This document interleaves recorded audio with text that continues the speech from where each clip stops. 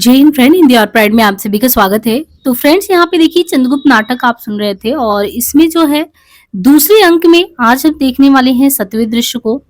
इसके प्रीवियस को आप क्रम से लेक्चर को सुनिएगा, प्लेलिस्ट अपडेट है। देखिए यहाँ पे जो रावी का तट है वहां पे सैनिकों के साथ जो मालविका है जो कि सिंधु देश की राजकुमारी है और चंद्रगुप्त, ये नदी में दूर पर कुछ नावें हैं और ऐसा दृश्य दिख रहा है कि रावी के तट पे ये एक तरफ चंद्रगुप्त है, दूसरी तरफ मालविका है। मालविका कहती है कि मुझे शीघ्र उत्तर दीजिए। चंद्रगुप्त कहते हैं जैसा उचित समझो, तुम्हारी आवश्यक सामग्री तुम्हें अधीन रहेगी। सिंहरण को कहाँ तुमने छोड़ा? तो मालविका कहती है आते ही होंगे। तो चंद्रगुप्त कहता है सैनिकों से, तुम लोग कितनी दूर तक गए थे? सैनिक कहते हैं अभी 4 योजन तक यौनों का पता नहीं, परंतु कुछ भयभीत सैनिक जो थे वो रावी के उस पार दिखाई दिए। मालो की 50 हिंसकाएं वही निरीक्षण कर रही थी, उन पर धनुर्धर भी है। सिंहरण इतने में प्रवेश करता है, वह पर्वतेश्वर की सेना होगी, किंतु मागध आश्चर्य है। चंद्रगुप्त कहते हैं आश्चर्य कुछ नहीं। सिंहरण कहते हैं क्षुद्रकों के केवल कुछ ही गुल्म आए हैं और तो, यानी चंद्रगुप्त कहते हैं कि चिंता की कोई बात नहीं है। कल्याणी के मागध सैनिक और क्षुद्रक अपनी बात में है, यवनों को इधर आ जाने दो। सिंहरण कहते हैं थोड़ी सी हिंसिकाओं पर मुझे साहसी वीर चाहिए। सिंहरण कहता है प्रस्तुत है, आज्ञा दीजिए। चंद्रगुप्त कहते हैं यवनों की जल सेना पर आक्रमण करना होगा, यानी जो यवनों का जल सेना उस पर आक्रमण करना होगा, विजय के विचार से नहीं, केवल उनको उलझाने के लिए और उनकी सामग्री को नष्ट करने के लिए। सिंहरण संकेत करता है, नावें जाती हैं।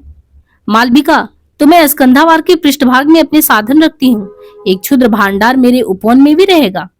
चंद्रगुप्त कहते हैं अच्छी बात है। एक नाव तेजी से आती है, उस पर से अलका उतर पड़ती है। सिंहरण आश्चर्य से, तुम कैसे अलका? अलका, पर्वतेश्वर ने प्रतिज्ञा भंग की है, वह सैनिकों के साथ सिकंदर की सहायता के लिए आया है।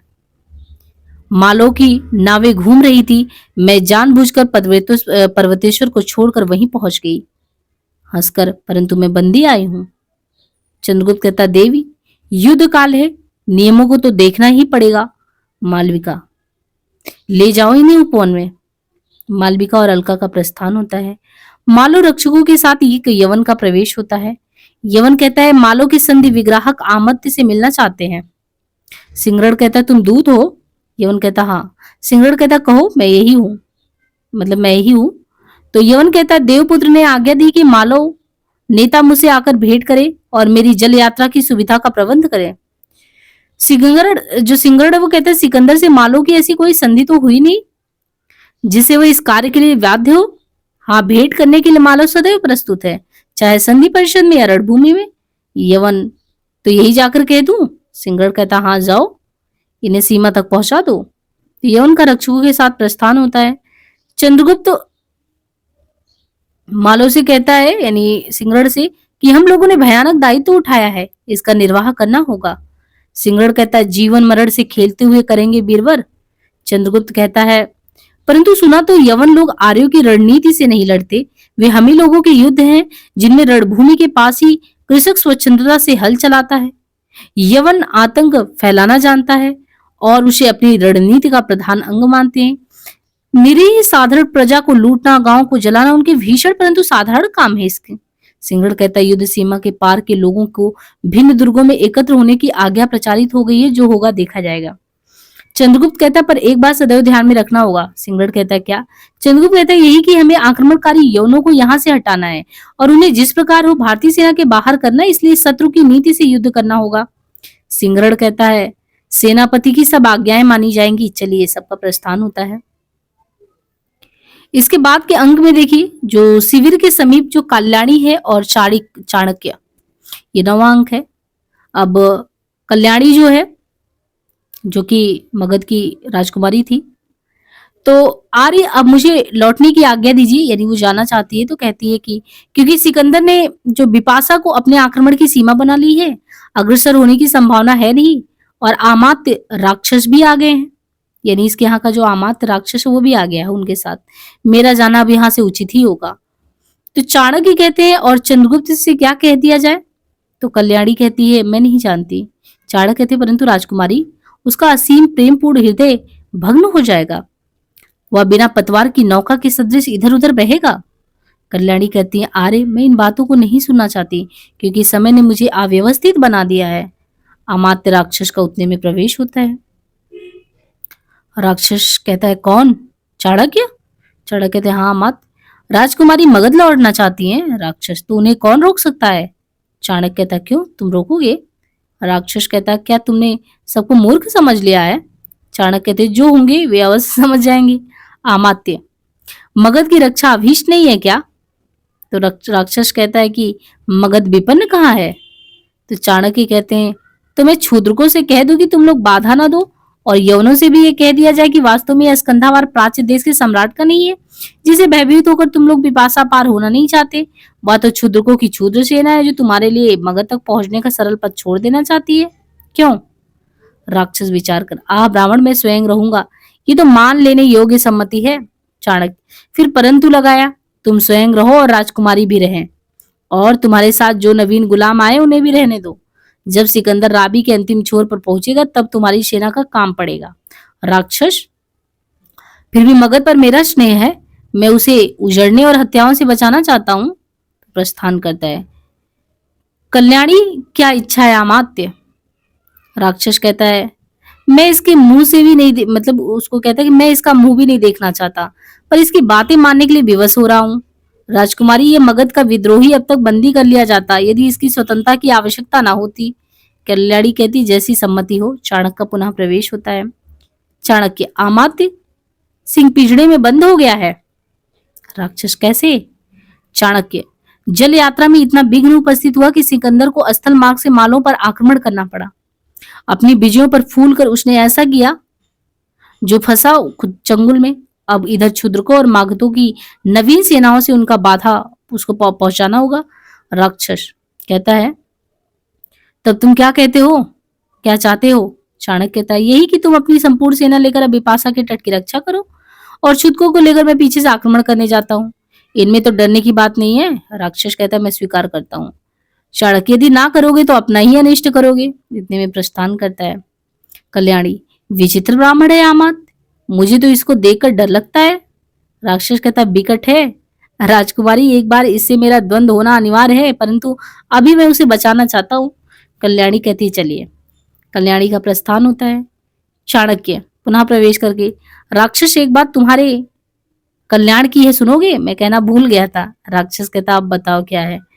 तो चाणक्य कहता है, नंद को अपनी प्रेमिका सुवासनी से तुम्हारे अनुचित संबंध का विश्वास हो गया है। अभी तुम्हारा मगध लौटना ठीक नहीं होगा, समझे? तो चाणक्य का संवेग प्रस्थान, और राक्षस सिर पकड़कर बैठ जाता है। अभी इसका है दूसरे अंक का 10वां दृश्य। मालो दुर्ग जो है उसके भीतरी भाग एक शून्य परकोटा दिखाया गया है। वहां पे मालविका, अलका, मालविका जो है वो अलका, इधर तो कोई भी सैनिक नहीं है, यानी मालविका अलका से कहती है इधर तो कोई भी सैनिक नहीं है, यदि शत्रु इधर से आवे तो अलका कहती है दुर्ग ध्वंस करने के लिए यंत्र लगाए जा चुके हैं, परंतु मालो सेना अभी सुक्की नहीं सो रही है। सिंहगढ़ को दुर्ग की भीतरी रक्षा का भार देकर चंद्रगुप्त नदी तट से यवन सेना के पृष्ठभाग पर आक्रमण करेंगे। आज ही युद्ध का अंतिम निर्णय है। जिस स्थान पर यवन सेना को ले आना अभीष्ट था वहां वो पहुंच गई है। तो मालविका कहती है, अच्छा चलो, कुछ नवीन आहत आ गए हैं, उनकी सेवा का प्रबंध करना है। अलका देखकर, मालविका, मेरे पास धनुष है और कटार है, इसे आपत्ति काल में एक आयुध अपने पास रखना चाहिए, तू कटार अपने पास रख ले। मालविका कहती, मैं डरती हूँ, घृणा करती हूँ, रक्त की प्यासी छुरी अलग करो अलका, मैंने सेवा व्रत लिया है। तो अलका कहती है, प्राणों के भय से शस्त्र, अलका कहती, प्राणों के भय से शस्त्र से घृणा करती हो क्या? तो मालविका कहती, प्राण तो धरोहर है, जिसका होगा वही लेगा, मुझे भय से इसकी रक्षा करने की आवश्यकता नहीं, मैं जाती हूँ। अलका कहती, अच्छी बात है, जा, परंतु सिंहगढ़ को शीघ्र ही भेज दे, यहाँ जब तक कोई ना आ जाए मैं नहीं हट सकती। इतने में मालविका का प्रस्थान होता है। अलका संध्या का नीरव निर्जन प्रदेश है, बैठी है, अकस्मात बाहर से हल्ला होता है, युद्ध शब्द। क्या चंद्रगुप्त ने आक्रमण कर दिया? परंतु वह स्थान बड़ा ही आरक्षित है। उठती, अरे वो कौन है, कोई यवन सैनिक है क्या? तो सावधान हो जाऊं। धनुष चढ़ाकर तीर मारती, यवन सैनिकों का पतन। दूसरा फिर ऊपर उठ आता है, उसे भी मारती। तीसरी बार स्वयं सिकंदर ऊपर आता है। तीर कवार बचाकर दुर्ग में कूदता है और अलका को पकड़ना चाहता है। सहसा सिंहरण का प्रवेश और युद्ध।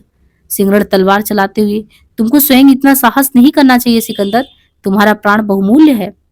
सिकंदर सिकंदर केवल सेनाओं को आज्ञा देना नहीं जानता, बचाओ अपने को। सिंहरण इस फुर्ती से बर्छे को ढाल पर लेता है, वह सिकंदर के हाथ से छूट जाता है। यवनराज विवश होकर तलवार चलाता है, किंतु सिंहरण के भयानक प्रत्याघात से घायल होकर वो गिरता है। 3 यवन सैनिक कूद कर आते हैं, उधर से मालो सैनिक भी पहुंचते हैं। सिंहरण यवन, दुस्साहस ना करो, तुम्हारे सम्राट की अवस्था सोचनी है, ले जाओ इनको। यवन, दुर्ग द्वार टूटता है और अभी हमारे 20 सैनिक इस दुर्ग को मटियामेट कर देते हैं। तो सिंहरण कहता है, पीछे चंद्रगुप्त की सेना है मूर्ख, इस दुर्ग में आकर तुम सब बंदी होगे। ले जाओ सिकंदर को, उठा ले जाओ, जब तक और मालो को यह न विदित हो जाए कि ये वही सिकंदर है। मालो सैनिक, सेनापति रक्त का बदला, इस नृशंस ने निरीह जनता का अकारण वध किया है, प्रतिशोध किया है। सिंहरण कहता है, ठहरो मालो वीरो, ठहरो, ये भी एक प्रतिशोध है, या भारत के ऊपर एक ऋण था, पर्वतेश्वर के प्रति उदारता दिखाने का एक प्रत्युत्तर है। यवन, जाओ, शीघ्र जाओ। तीनों यवन सिकंदर को लेकर जाते हैं। घबराया हुआ एक सैनिक आता है। सिंहरण, क्या है? सैनिक, दुर्ग द्वार टूट गया, यवन सेना भीतर आ रही है। सिंहरण, कुछ चिंता नहीं, दृढ़ रहो, समस्त मालव सेना से कह दो कि सिंहरण तुम्हारे साथ मरेगा। अलका से, तुम मालविका को साथ लेकर अंतापुर की स्त्रियों को भूगर्भ द्वार से रक्षित स्थान पर रोक लो। अलका, मालव के ध्वंस पर ही आर्यों का यशो मंदिर ऊंचा खड़ा हो सकेगा। कहते हैं कि मालो का जो ध्वंस होगा उसी पे आर्यों का यशो मंदिर ऊंचा खड़ा होगा। अलका का प्रस्थान, यवन सैनिकों का प्रवेश, दूसरी ओर से चंद्रगुप्त का प्रवेश और युद्ध। एक यवन सैनिक दौड़ा हुआ आता है।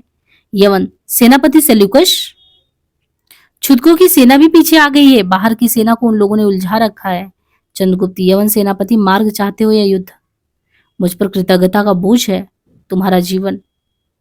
सेल्यूकस कुछ सोचने लगता है, कहता हम दोनों के लिए प्रस्तुत हैं, किंतु चंद्रगुप्त कहता है, शांति, मार्ग दो, जाओ सेनापति, सिकंदर का जीवन बच जाए तो फिर आक्रमण करना।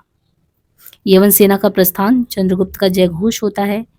और इस तरीके से आप यहाँ पे देखेंगे जो दूसरा अंक है वो समाप्त हो जाता है और तीसरा और चौथा अंक हम जल्दी करा देंगे। और कंप्लीट नाटक आप सुनिए, बहुत अच्छा नाटक है, आपको पूरा सुनना चाहिए, समझना चाहिए। और चैनल पे पहली बार आए हैं तो लाइक शेयर सब्सक्राइब करना ना भूलें। धन्यवाद।